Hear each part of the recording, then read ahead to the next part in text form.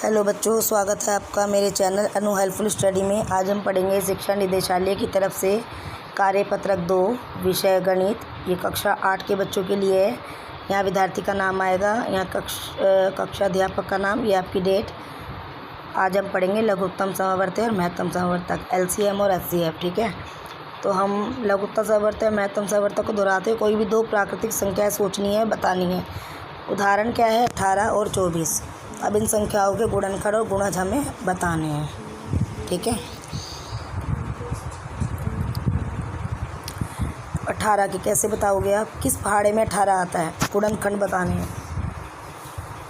तो 1 की टेबल में आता है, 2 की टेबल में आता है, 3 की टेबल में आता है, 4 में नहीं आता, 5 में नहीं आता, 6 में आता है।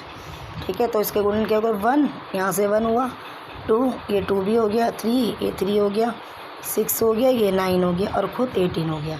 मिल गए ना 18 के गुणनखंड। अब निकालेंगे 24 के गुणनखंड। तो 1 की टेबल में आता है, 2 की टेबल में आता है, 3 की टेबल में आता है 24, 3 अट्ठे 24, 4 6 24, 5 में नहीं आता, 6 में आता है, 7 में नहीं आता, 8 में आता है, 9 10 में नहीं आता, 11 में नहीं आता, 12 और 24 में आता है। ठीक है, तो 1 2 3 4 6 8 12 24 ये लिखा। 1 2 3 4 6 8 12 24। ठीक है, तो ये क्या है? 24 के गुणनखंड है। तो हम 1 से लेकर 10 तक गिनती के अंदर, 1 से लेकर 10 तक के पहाड़ों के अंदर हमें सारे के सारे गुणनखंड मिल जाएंगे। ठीक है, अब करते हैं इसके गुणज। ठीक है, अब 18 के गुणज कैसे करोगे आप? 18 की टेबल लिख लोगे। 18 बजा 18, 18 2 जा 36, 18 3 जा 54। ऐसे ही क्या हो गई है? 18 10 जा 18 हो गई है। ठीक है, अब उसके बाद भी हमें टेबल करनी है कंटिन्यू। तो 18 को हम 11 बार करेंगे, या तो आप 18 को मल्टीप्लाई कर दीजिए 11 से। ठीक है, तो आ जाएगा आपका 198। या फिर आप 180 में 18 जमा कर दो, या तो 11 से मल्टीप्लाई कर दो, गुणा कर दो 18 को, या 180 में 18 जमा कर दो। उसके बाद फिर 198 आ गया, उसमें फिर 18 जमा कर दो, आपको 216 मिल जाएगा। उसमें फिर 18 जमा कर दो, 216 में फिर से 18 जमा कर दो। ये देखो ऐसे 8 6 14 3, ये 234, तो यहाँ पर आ जाएगा 234। मतलब आप इसमें प्लस करते जाइए 18, तो ये 18 के गुणज बनते जाएंगे। ठीक है, ऐसे ही यहाँ पे 24 के गुणज दिए हैं, तो 24 की टेबल आ जाएगी आपकी 10 तक। 24 धाम 240। आगे क्या करोगे आप? 24 में आप 24 में आप 24 को प्लस कर देना। 240 में मतलब 24 प्लस कर देना, 264 आ जाएगा। इसमें फिर 24 प्लस कर देना, मतलब 264 में हम फिर से 24 प्लस कर देंगे। ऐसे 4 4 8 6 2 8 2, तो यहाँ पे हमारा क्या आ गया? 288। 240 में 24 जमा करें हमने, तो 264 आया। 264 में हमने 24 जमा करे, 288 आया। अब इसमें भी हम 24 जमा कर देंगे। मतलब अगर आपको ये आगे बढ़ानी है टेबल, तो आप इसमें 24 जमा करते जाएंगे, तो ये 24 के गुणज हो जाएंगे। ठीक है, अब आगे चलते हैं। अब दोनों संख्याओं 18 और 24 के सामान्य गुणनखंड और गुणज बताएं। तो अब 18 और 24 के सामान्य गुणनखंड बताने हैं। तो हमारे गुणनखंड क्या निकले थे? एक तो 1 निकला था। ये देखो, मैं ऐसे बताते हैं। ये जैसे एक ऊपर भी था, एक नीचे भी था। यहाँ पे 2 ऊपर भी है, 2 नीचे भी है, तो हम दोनों को एक एक बार उतार लेंगे। 3 ऊपर भी है, 3 नीचे भी है। अच्छा, 4 नहीं है ऊपर, लेकिन 6 ऊपर भी है और 6 नीचे भी है। ठीक है, 8 ऊपर नहीं है, 12 नहीं है, 24 नहीं है। जो सेम है ना, जो 24 में भी है और जो 18 में भी है, वो हम नीचे उतार लेंगे। ठीक है, तो ये उतर गए। तो इसमें जो हमारा 18 और 24 का महत्तम समवर्तक, जो हमारा सबसे बड़ा होता है ना, सबसे बड़ा जो गुणनखंड होता है, वो हमारा महत्तम समवर्तक होता है। 18 और 24 का महत्तम समवर्तक क्या है? 6। इसका HCF क्या है? 6। तो हमने सबसे बड़ा सामान्य गुणनखंड लिया है। तो जो सबसे बड़ा होता है वो हमारा महत्तम समवर्तक होता है, HCF। तो 18 और 24 का HCF हो गया हमारा 6।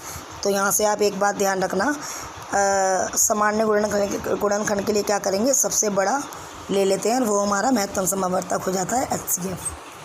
अब इसका गुणज निकालते हैं। अच्छा, गुणज में क्या देखेंगे, 18 और 24 के सामान्य गुणज कैसे करेंगे।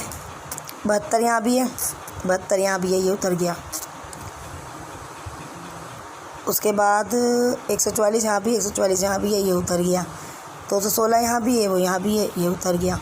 ठीक है, तो इसमें क्या करते हैं, 18 और 24 का लघुत्तम समवर्ती LCM, जो सबसे छोटा होता है ना वो ले लेंगे।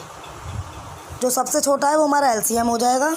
ठीक है, वो मतलब 18 और 24 का गुणज कैसे निकालेंगे, जो सबसे छोटा होता है सेम निकाल के। मतलब जो 18 में आ रहा है, जो 24 में आ रहा है, जो संख्या 18 में आएगी वो 24 में भी आएगी। ऐसी 3 संख्याएं ले ली और जो सबसे छोटी होगी वो हमारा LCM हो जाएगा। ठीक है, ये हो गए हमारे गुणज। और गुणनखंड में क्या होता है, जो ऊपर भी सेम है, नीचे भी सेम होना चाहिए, ऐसी संख्या ले लेंगे। और जो सबसे बड़ा होगा वो हमारा गुणनखंड हो जाएगा। तो गुणज में सबसे छोटा देखना है, गुणनखंड में बड़ा देखना है। ठीक है, चलते हैं नीचे।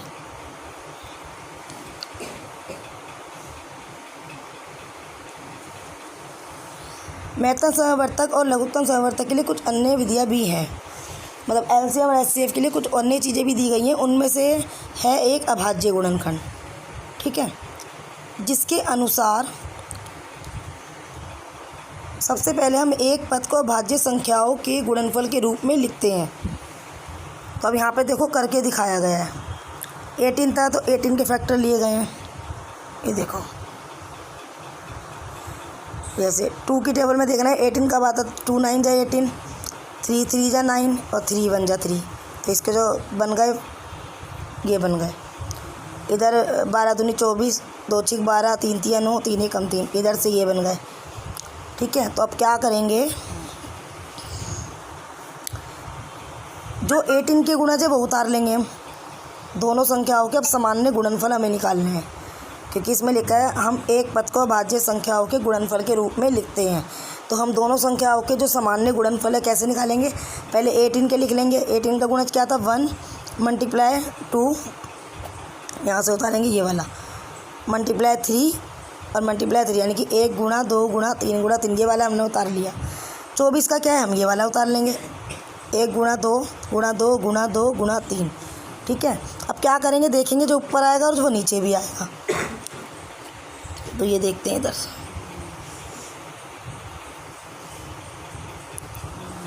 ये देखो 18 में क्या है, 2 ऊपर भी आ रहा है नीचे भी आ रहा है, 1 ऊपर भी आ रहा है नीचे भी आ रहा है। 1 को लिखो या नहीं लिखो कोई फ़र्क नहीं पड़ता। 3 ऊपर भी है और 3 नीचे भी, यहाँ से ये निकला, यहाँ से ये निकला। तो हम क्या करेंगे, 18 और 24 का महत्तम समवर्तक निकालने के लिए हम ये वाला 2 ले लेंगे और यहाँ से ये वाला 3 ले लेंगे और हम इसको हम मल्टीप्लाई कर देंगे। तो हमारा आ जाएगा, जो दोनों संख्याओं का जो गुणनफल है उसको हम गुणा कर देंगे। उसको गुणा करके हमारा जो महत्तम समवर्तक आता है वो 6 होता है, जो कि यहाँ पर दिया गया है। ठीक है, अच्छा यहाँ लिखा है, और लघुत्तम समवर्तक निकालने के लिए हम दोनों संख्याओं के सभी गुणनफलों को गुणा करते हैं, और मगर सामान्य गुणनफलों को सिर्फ एक ही बार गुणा करते हैं। जैसे 18 और 24 का लघुत्तम समवर्तक क्या है, कैसे करते हैं, ये ऐसे करते हैं। जैसे कि मान लो यहाँ पे 1 दिया हुआ है, जो चीज़ें आ गई हैं उनको हम नहीं लेंगे, मतलब वो तो अलग होगी, वो एक बार आ जाएगी, 2 और 3। जो बीच की रह गई हैं वो भरी जाएंगी फिर। तो 2 यहाँ से आ गया, 3 यहाँ से आ गया, बचा क्या, 1 ये निकला, 1 ये निकला, ये निकल गए 2 और 3। अब हमारे पास क्या बचा है, 3, एक तो ये वाला 3 बच गया और ये 2 और 2 बच गया। ठीक है, तो हम क्या करते हैं, सामान्य गुणनफलों को सिर्फ एक ही बार गुणा करते हैं। अगर आपको इकट्ठा निकालना है HCF और LCM तो ऐसे निकाल सकते हैं हम। जो हमने जोड़ा बनाया है वो तो हम एक बार ले लेंगे, बाकी जो बीच का बचा है ना वो हम ऐसे उतार लेंगे और इन सबको हम आपस में मल्टीप्लाई कर देंगे। जैसे इन्होंने किया, 2 दूनी 4, 4 दूनी 8, 8 तिया 24, 24 तिया 72। तो हमारा 18 24 का लघुत्तम समवर्तक निकल गया। जैसे कि आप अभी नीचे सीखेंगे जब मैं आपको बताऊंगी। अब नीचे कुछ प्रश्न दिए गए, उन्हें हल करते हैं। निम्नलिखित संख्याओं के गुणनखंड बताएं। तो आप इनके गुणनखंड बताएंगे, कैसे बताएंगे। अब शुरू करते हैं, आओ कुछ प्रश्न हल करें। पहला, निम्नलिखित संख्याओं के गुणनखंड बताने हैं। तो हमें 9 मतलब 9, 13, 16, 22 और 50 के गुणनखंड बताने हैं। याद रखना, गुणज नहीं बताने, गुणनखंड बताने हैं। तो कैसे बताएंगे? पहले 9 के बताएंगे। तो 9 के गुणनखंड, क्वेश्चन नंबर 1, 9 के गुणनखंड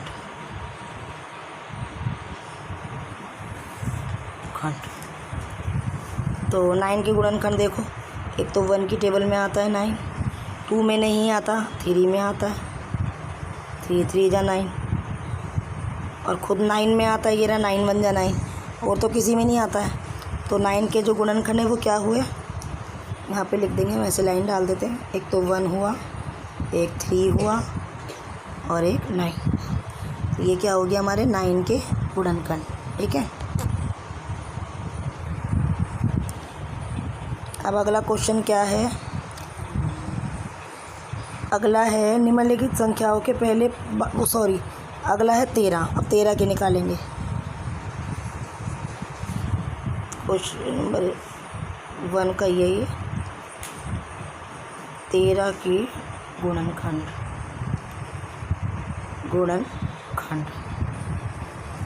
13 की कैसे निकालोगे? अब लाइन डाल के बता देती हूँ। एक तो 1 की टेबल में आता है 13, ठीक है, और ख़ुद 13 की टेबल में 13 आता है, इसके अलावा तो ये आएगा ही नहीं। 13 के गुणनखंड क्या होगा? 1 और 13। ठीक है, नेक्स्ट क्या है? 16 के करते हैं। अब 16 के बनाते हैं।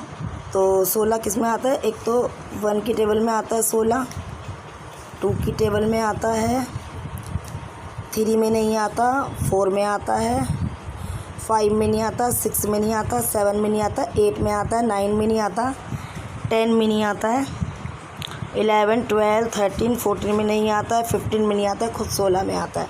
तो 16 के गुणज हमारे क्या हो गए? 16 के गुणनखंड 1, 2, 4, 8 और खुद 16। ठीक है, तो ये हमारे 16 के गुणनखंड है। अब अगला क्या है? 22। अब 22 के बनाएंगे। तो 22 के कैसे बनाएंगे? यहाँ पे लिख देती हूँ 22। ठीक है, तो 22 के निकालते हैं। तो एक तो 1 की टेबल में 22 आता है, 1 के पहाड़े में आता है, और दूसरा आता है 2 के पहाड़े में, 3 के पहाड़े में 22 नहीं आता है, 4 के पहाड़े में नहीं आता, 5, 6, 7, 8, 9, 10, 11 नहीं आता है, बस 1 के पहाड़े में और 2 के पहाड़े में, और ख़ुद 22 के पहाड़े में आता है और 11 के पहाड़े में आता है। तो हम इसे कैसे लिखेंगे? 1, 2, 11 और 22। तो ये 22 के गुणनखंड हैं। ठीक है, अगला क्या है? 50। 50 के निकालेंगे। 50, ठीक है, एक तो 1 के पहाड़े में 50 आता है, 2 के पहाड़े में आता है, 3 के पहाड़े में नहीं आता है, 4 में नहीं आता है, 5 के पहाड़े में आता है, 6 में नहीं आता, 7 में नहीं आता, 8 में नहीं आता, 9 में नहीं आता, 10 के पहाड़े में आता है, 11, 12, 13, 14 किसी में नहीं आता है, 25 के पहाड़े में आता है और ख़ुद 50 के पहाड़े में आता है। तो लिखेंगे कैसे? 1, 2, 5, 10, 25, 50। ये क्या है? 50 के गुणनखंड। ठीक है, तो आप ऐसे उतारोगे इसे।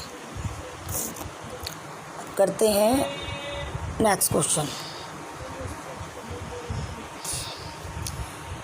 प्रथम 5 प्राकृतिक संख्याओं का सबसे छोटा सामान्य गुणनखंड बताइए। तो प्रथम 5 प्राकृतिक संख्याएं कौन सी होती हैं? पहले तो हम ये जानते हैं, प्रथम 5 प्राकृतिक संख्याएं कौन सी होती हैं। ये क्वेश्चन नंबर हमारा 3। ठीक है, प्रथम 5 प्राकृतिक संख्याएं, प्रथम 5 प्राकृतिक संख्याएं। ठीक है, तो जो 1 से लेके जो कंटिन्यू करते हैं ना, 1, 2, 3, 4, 5, 6, 7, 8, 9, 10, तो हमें तो 5 ही चाहिए।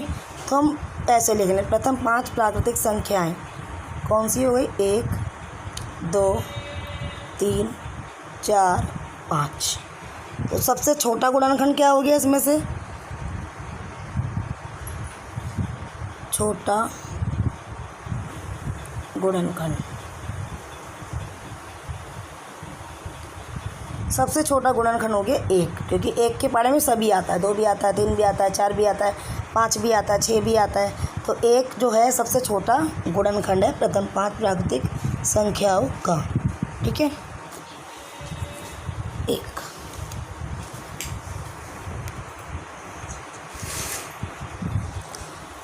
किन्हीं 2 प्राकृतिक संख्याओं के कितने सामान्य गुणज होते हैं? किन्हीं 2 प्राकृतिक संख्याओं के कितने सामान्य गुणज होते हैं? तो क्वेश्चन नंबर 4, तो हमें बताने हैं, गुणज बताने हैं। ये देखो, किन्हीं 2 प्राकृतिक संख्याओं के कितने सामान्य गुणज होते हैं। पहले तो 2 संख्या ले लेते हैं, तो मैं ले लेती हूँ 4 और 6। हमें बताना है, तो उसके अनंत होते हैं, हम लिख सकते हैं अनंत, बहुत सारे।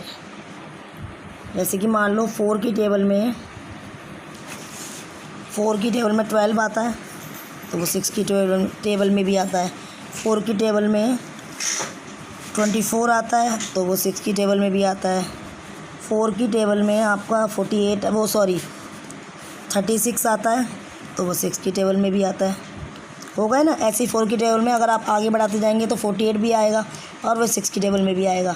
4 में आप आगे बढ़ाओगे 60 भी आएगा और वो 6 की टेबल में भी आएगा। तो मैंने आपको 3 एग्जाम्पल दे दिए हैं। 12 इसमें भी आता है, 4 तिये 12, 6 दूनी 12, 4 छिक 24, 6 चौक 24, 4 निम 36 और 6 छिक 36। ठीक है, तो ये 4 की टेबल में भी आते हैं और ये 6 की टेबल में भी आते हैं। आप टेबल आगे बढ़ाओगे तो आपको और भी मिल जाएंगे। ठीक है, मैंने यहाँ पे अपने एग्जाम्पल लिए, आप यहाँ पे अपने एग्जाम्पल लेके करना। कोई भी 2 गुणज ले सकते हैं आप, यहाँ पे 5 और 6 भी ले सकते हैं। आप उसका मैचिंग कर सकते हैं टेबल लिख कर कि जो 5 में भी आ रहा है 6 में भी आ रहा है, वो वाले हमें लिखने हैं इधर। ठीक है,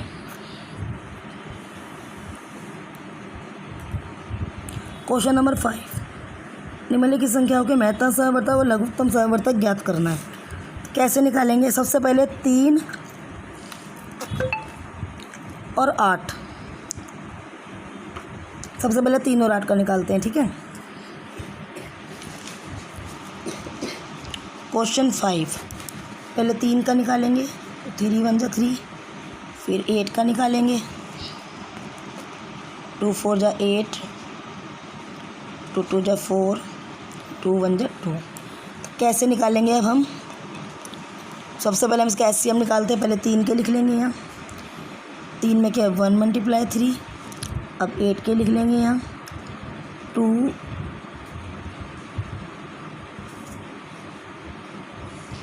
गुणा 2 और शुरू में आ जाएगा 1।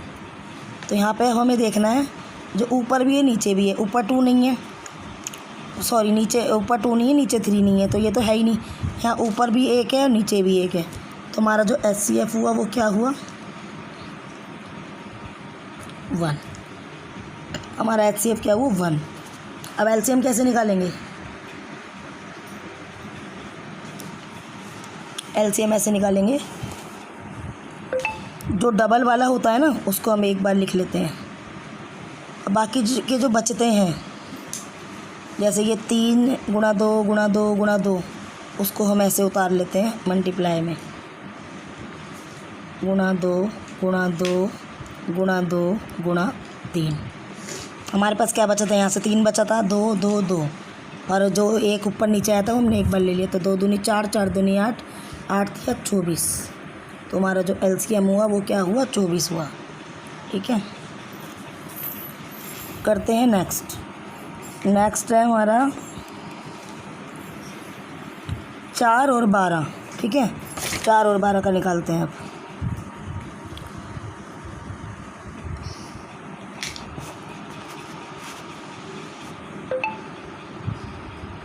चार 2 दूनी 4, 2 1 कम 2। 12 का निकालते हैं,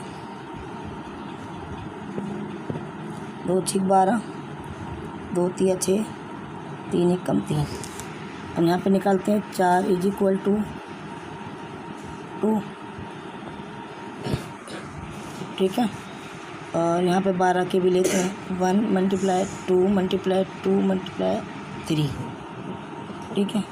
तो यहाँ पे क्या है, 2 का जोड़ा बन गया है, यहाँ भी 2 का जोड़ा बन गया है। तो यहाँ से 2 लिया, यहाँ से 2 लिया, ये हमारा क्या हो गया, HCF हमारा हो गया 4। अब LCM कैसे निकालेंगे इसका LCM हम ऐसे निकालेंगे, जो जोड़े होते हैं ना उसको तो हम ऐसे उतार लेंगे। यहाँ पे एक बार यहाँ से 2 निकालेंगे और एक बार ये वाला 2 लेंगे। अब बाकी जो बचा क्या है हमारे पास, सिर्फ 3 बचा है हमारे पास। उस 3 को हम यहाँ लिख लेंगे, तो 2 दूनी 4, 4 3 12। तो हमारा LCM क्या हो गया, 12, ठीक है। अब है 15 और 25।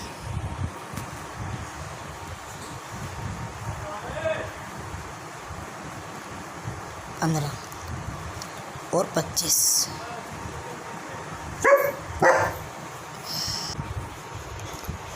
तो 3 पंजे 15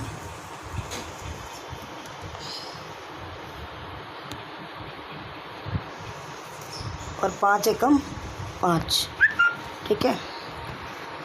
और यहाँ पे 5 पंजे 25 और 5 एकम 5, 3 पंजे 15, 5 एकम 5, 5 पंजे 25, 5 एकम 5। अब क्या करेंगे, 15 उतारेंगे = 1 × 3 × 5। यहाँ 25 उतारेंगे, 1 × 5 × 5। 5 यहाँ भी है, 1 यहाँ भी है। 1 का मतलब नहीं लिखो चाहे मत लिखो। तो हम क्या करेंगे, तो हमारा HCF क्या हुआ, यहाँ से हमारा जो HCF हुआ HCF वो हमारा 5 हुआ, ठीक है। अब LCM कैसे निकालेंगे, LCM हमारा हुआ, जो जोड़ा होता है वो यहाँ ले लेंगे और जो बचे हुए हैं वो अलग से उतार लेंगे। बचा हुआ क्या था, 3 और 5, 5 3 15 और 15 पंजे 75।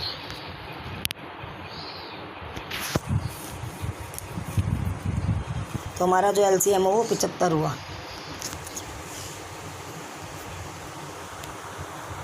अगला क्या है, 14 और 49।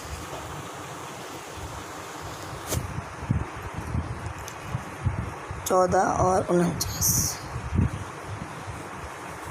2 सत्ते 14, 7 एकम 7, 7 सत्ते 49, 7 एकम 7, ठीक है।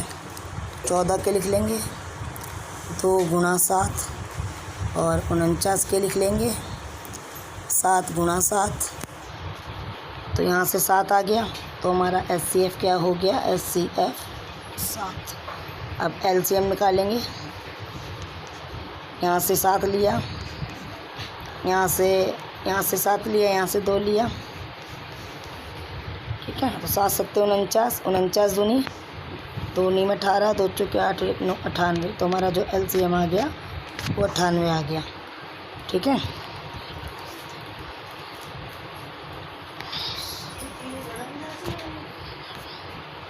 अब क्या है, 13 और 17 का निकालना है।